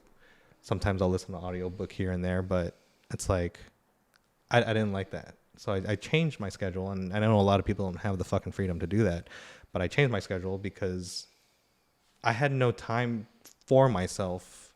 But now it's like I changed my schedule from like 4 to 1, and then I go to the gym from like 1 to 3. But for some reason, you know, I don't know how the fucking mathed out, but I have a little bit more time for myself to figure out things that I need to do to make myself better. Yeah. Right. So it's like, again, it's just don't listen to the outside motivation. Just find your shit and find your own motivation. Like pretty much it. And it's like, it's kind of hard to fucking say. People are going to be like, oh, well, how the fuck do I find my motivation? You got to know what's important to you. Exactly. Most people don't know why anything's important to them. And for me, it's just it's time. And that's what I owe to myself. And that's what motivates me to keep going and to keep doing better. Yeah. Yeah. You don't like corny things, but you're like, yeah, like I don't want to fucking say this. This is gonna be fucking corny as shit, right? Like fuck. I'm not a fucking motivational speaker, and here I am trying to fucking spit motivational fucking quotes. Like it's fucking stupid. Right? Yeah. But it happens. Yeah. But well, it's like you were saying, you know, like what's interesting, you're saying, you know, everyone always wants to make more money for the end. They're always worried about making more money, but there's not always enough time, right? Mm-hmm. I always think about it in a sense like, okay, you always want more money, but for what? Yeah. You know, what the fuck are you gonna spend it on? Not that money's not good, right? Yeah. Like I'm not saying that at all, right? Money buys you your time back, Yep. right? But at some point, it's like, what do you need the money for, right? Yeah. Like, are you surviving right now? Can you pay your bills? Yeah. Can you eat? Can you do all that stuff? Like, to me, I definitely get stressed out about money. Like I live in California, right? I'm house poor. Fucking right. So, shit. but I always think like when I get super stressed out, I'm like, dude, I live a pretty good life, right? Like, what do I need that money for other than to say that I got it? Yep. Right. Like, obviously, you know, you want to save for the future and all that stuff. But at the end of the day, it's like, do I need that to be happy? Am I saying that this money is what's going to make me happy, right? And some people will be like, well, it will get me the vacation or the car. And you're like, are you saying I'll be happy when? Because if you're saying I'll be happy when, that means you're not happy now. Exactly. And you can't be happy without it. Exactly. And I'm saying I don't need that to be happy. It's an addition to what I already have in my life. Yeah. I already know that if I had to sleep, you know, in a tent with marriage, I mean, she wouldn't be happy, but she would stick around. She would stick around. Yeah, but she wouldn't be happy. Yeah, she wouldn't be happy about sleeping, just because she doesn't like tents. But, you know, I would be perfectly fine with that. Like, if we lived in a small village and, like, I farmed for everything and I, you know, fucking become a hunter and gatherer. Rode a boat and stuff. Yeah. Like, I'd be cool with that, you know? And so it's just kind of, I have to recenter myself sometimes when you get caught up in it's so easy now with Instagram and everything. It's like everyone's doing so well and everyone's buying this. And but it's just that's what they want you to see. Yeah. They want you to see like, oh, I got a fucking Lamborghini. Oh, I got a fucking like Ferrari and shit. Yeah. Well, that's why it's important to know like what's important to you. Yeah. Right. And then it's like, you know, I had my WRX and at one point I was like, man, maybe I should get like a Porsche or something. Yeah. You know, and then I was like, do I even want a Porsche? Yeah. Or would I just think it's cool to say that I got a Porsche? Yeah. Right. And then I got a Tesla. Right. And it's not because I'm like, oh, I want you to know that I got a Tesla. But it's like, you know, I want something that's simple. It's functional. It's easy. It drives itself. Exactly. The driving itself was not necessary, but it is a huge plus. Yep. It is very functional. Right. Yep. And so it's like, 100%. That's more me. And it's just kind of knowing you and what is going to make you happy and what's going to make your life better. Yeah. And it's like, you know, same thing for me. It's like, oh, I had a fucking STI, fucking sold that shit, got something more practical, got a Honda Civic, saves fucking a shit ton of gas. Yeah. Maintenance is completely low. I don't spend that much on fucking tires. I remember my brakes went out on my STN. That shit costed like $2,500 just for 2 rotors and like the pads. I was like, there's no fucking way. Right. And then I got my fucking tune up on my Civic and got everything fixed on that shit. Oil change, fucking transmission fluid change, like wipers, all that shit, filters, tire change, and fucking brakes. $2,000. Like, what the fuck was I doing with an STI? Like, why the fuck did I need that? It didn't make any sense. So it's like, it's just people have to find their happy. And if it's chasing after a dream that's fucking false that you see on Instagram, it's like, it's a never ending fucking rabbit hole. Yeah. and it's never gonna make you happy. So it's just find your happy, and just kind of go from there. Yeah. Well, on that note, I have a question. What's up? If there was a Hall of Fame for the best lives ever lived, who would be at the top of your list?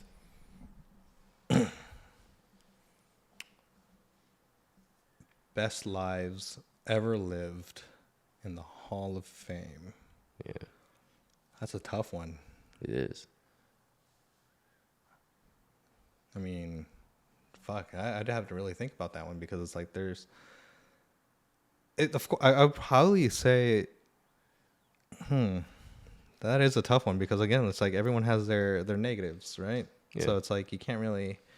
But it's not about having a not negative life. It's just like, who do you think did it the best, or who do you think, experienced what you think is important to experience, or made the impact that you think is important, or whatever is important to you. Man,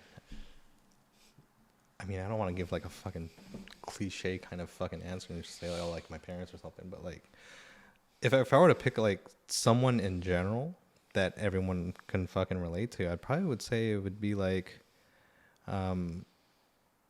I can't put a fucking name on it, but I would probably say, it would have to be an athlete, because it's like they've been through it all. I wouldn't say it's a current athlete, right? I'd have to say it'd probably be like an athlete from like the fucking before the 1980s and shit like that, right? Because they put in the work to become who they are, right?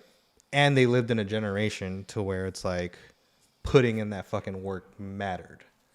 Whereas like now it's like everything is about the easy fucking way, right? So I recently watched a video on Instagram. It was Sylvester Stallone talking about the fucking boxing gloves. I don't know if you've seen it, right? Where he talks about the boxing gloves, like these things fucking can kill people, right? Like these are not allowed in today's boxing world because they can fucking kill people. And he's like, but these are what fucking made men. Like it didn't create a generation of people like being soft or whatever you want to fucking call them. I guess you can call them bitches, but like it didn't create that fucking like just a soft generation of people afraid to put in that hard work, or not putting their lives on the line or like that. Like I can even put like, again, like, no names, but like the blue collar workers that fucking build infrastructure for America and shit like that. Like I have more respect for them because they are fucking working like 14, 18 hours a day, fucking doing all this shit, right? And it's not fucking easy work. But then you have all these other people like, oh no, I'm gonna be in fucking like tech. I want to make like $200,000, but yet here they are fucking trying to hang a fucking picture frame on the wall. They can't even fucking do that. They have to hire somebody, right? Like that's not my kind of mentality, because I feel like it's the hard times that people go through is what makes them successful. So kind of a bullshit answer that I didn't give you a fucking name, right? Like, but I'm not going to fucking say, I mean, I had a funny answer, right? I was going to say fucking like Jack Dawson from like Titanic, right? Like he had the fucking perfect life. Fucking gambles, wins fucking tickets on the Titanic, meets a fucking rich girl, and fucking dies. Like, I mean, that's the sad part, that he fucking died, right? But I'm saying like, it was just, he did what he did. And it's like, that was just the joking answer, by the way. Again, for the people in the comments, you can go fuck yourselves. But no, it's just like, man, I got fucking blindsided with that question. It's like, it's kind of hard to say, but Yeah. Again, everyone would probably say that they're their parents. And my parents were fucking hardworking, and I kind of got that from them, like trying to do things. But at the same time, I got soft on my end because I'm going through a generation to where it's like it's all about the gimme, and like I don't believe in the hard work. Like, what's the fucking easiest shortcut where it is? It's like now you have fucking cars driving for you. What else do you need? Like you're not fucking putting in the effort to drive, because now technology has advanced so far that what the fuck are we here for? Like it's easier now, right? Yeah. And I think that's what it is. And it's such a fucking bullshit answer. And I apologize on that, right? But, No, it's a hard but question. it's like that's a fucking excellent question. That's something I'll probably think about, and I'll probably come back and reflect on it on like another episode in the future if I'm ever welcome back, because I probably drop like 1 million fucking F-bombs in this bitch, right? And I called your fucking audience assholes that want to fucking do the like Twitter fingers and shit, and like always have something to say because they have nothing to fucking do in their lives. So it's like, fuck you guys. Yeah. So yeah. I don't think that's my audience, but yeah, shit. Like, what would your answer be? I don't have one. Oh, so fucking you trying to just copy off of someone else's essay and shit? No, I mean, it's hard to say because it's like, growing up, I never had anyone that I was like, that's my idol. Yeah. That's my hero. That's whatever. Yeah. I just never thought like that. I was just like, they did cool stuff. That's something cool that they do. And I think that's cool. Yeah. I would never trade anyone's life for mine, really. Because I don't know their life, Yeah. For all I know, you could have everything I don't know about it, you could be shitty. I would say from one perspective,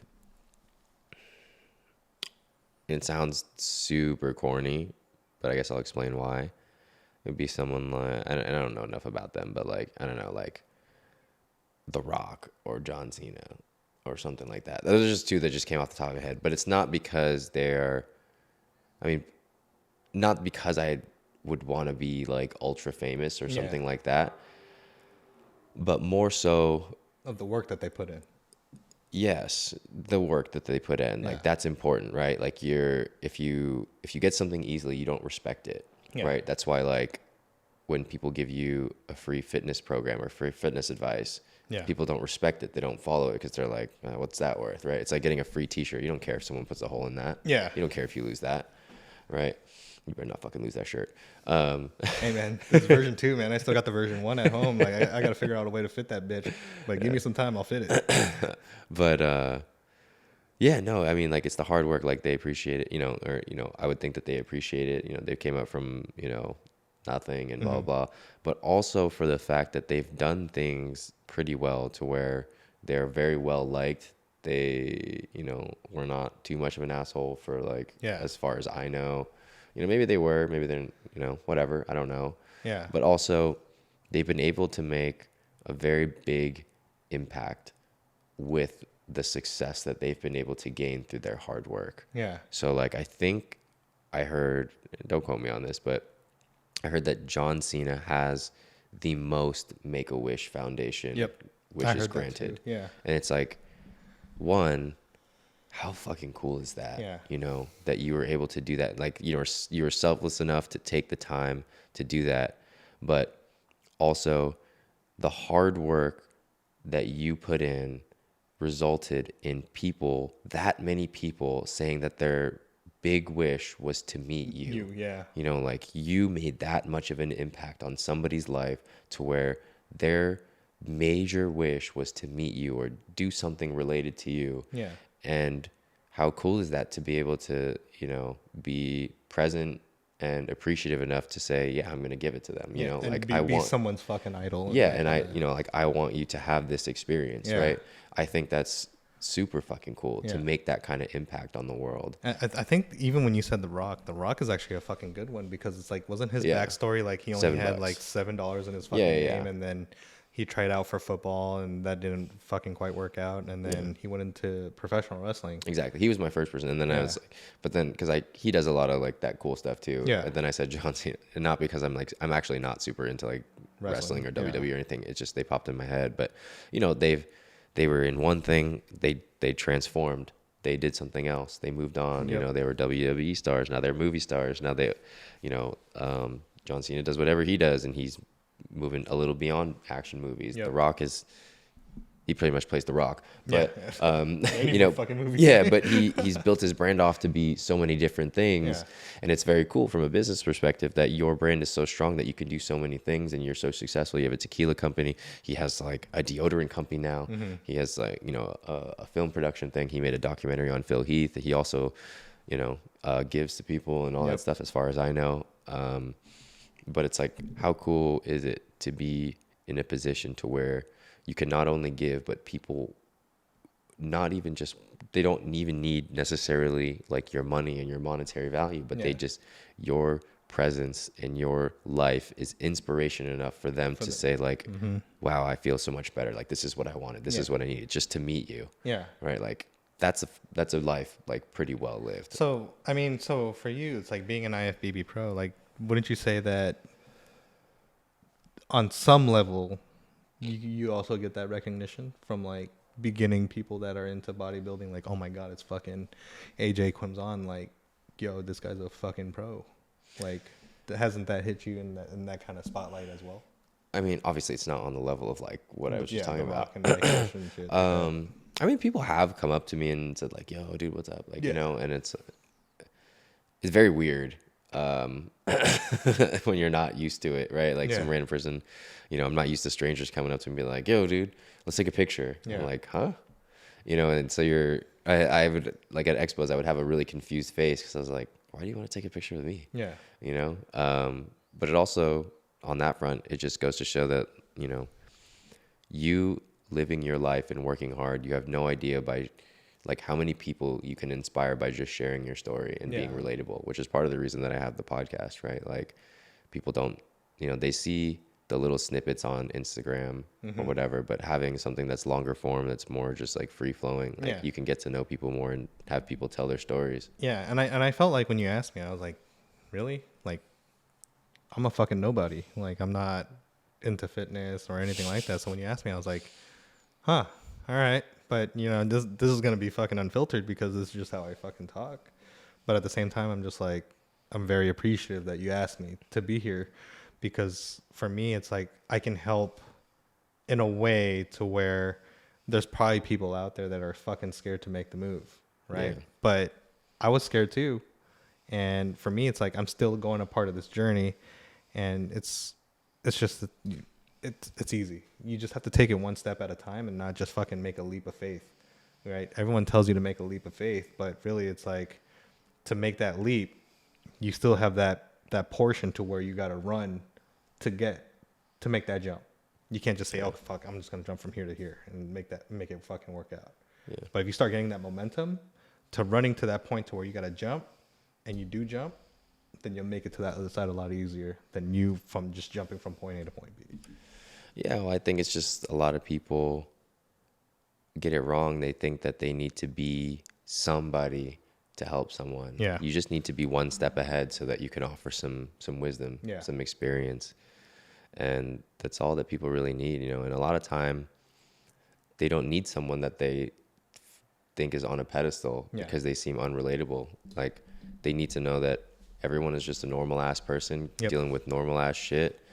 They have problems, they have insecurities, and it's the fact that knowing that other people go through the same shit that you do and they still did it gives you a little bit of hope. You a little bit of hope that you could do it too. I mean, I think that this podcast is almost coming to an end here, but before, we end everything, and we are on the topic of idolizing and things like that, I do want to give a special shout out to the people I do personally idolize, that helped me along my journey. First and foremost, it's going to be Gil and his beautiful wife, Erica.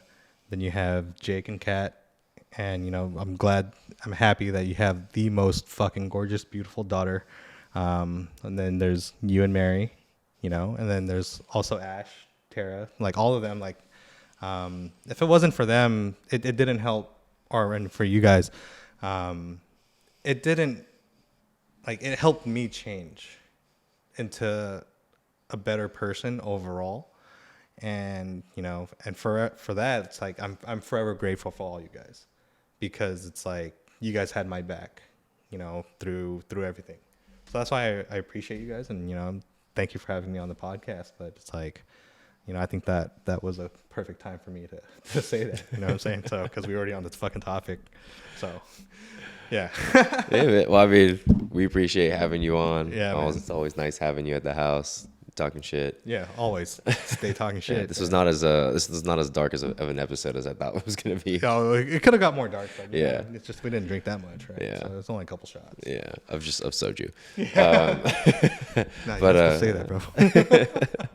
But yeah, man, before you head out, tell people, what do you got going on? What can they expect from you? Where can they follow your journey or anything like that? So right now, like I'm not posting my journey just because it's like I feel like that's still a part of me. I'm trying to figure it out, and I think that you'll see more of my work. I'm gonna be more active into photography again. I'm picking it back up. So shoot. If you want to follow me at Dale2 Photos on Instagram. So, I mean, if you'd like to work with me or anything like that, shoot me a DM. Let's make it happen. If not, it's cool, and it's just for it's like for all the people that want to shit talk or like hurt things or anything like that. While you guys are wasting time shit talking, I'm not fucking worried about you. I'm just worried about me doing better than me previously. So, you know what? Fuck you. So, I think that's a perfect way to fucking end it, right? On that note, peace out, motherfuckers. Yeah, pussies.